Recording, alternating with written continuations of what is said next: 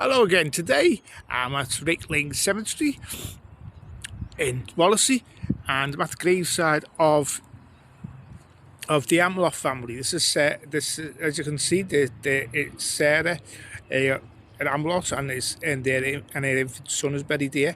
But also her husband, he was actually not engraved in the headstone. I think you may have seen a previous video of mine explain about these cheap headstones that to replace the original ones with the curb stones.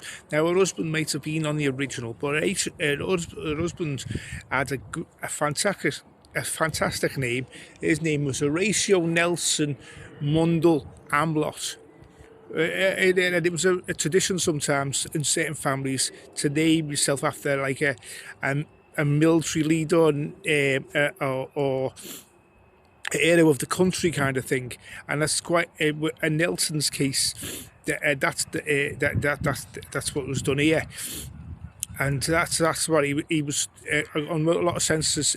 Although his first name technically was Horatio, he was known as Nelson, and you can find the 1911 census, and that's actually a bit of a confusion on the 1911 census because it says he was an ice cream Agnes driver, and it's obviously the computer. It's obviously ancestry to use the computer to read that, because there's no such thing as an Agnes driver unless you've got a horse and you've named it Agnes and you're riding it down the road, obviously.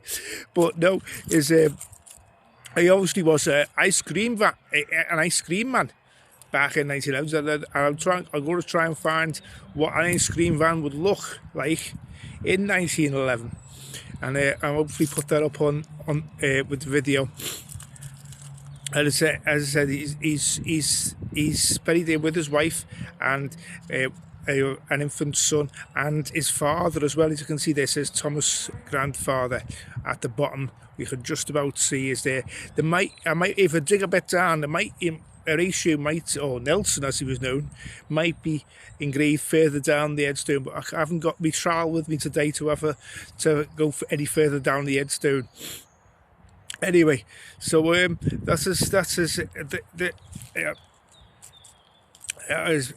they had two other sons, which as well as the ones here, which are buried somewhere else. Anyway, that's a small tale of Horatio Nelson Amlot, who was an Agnes driver apparently. Speak to you all soon. Ta-da.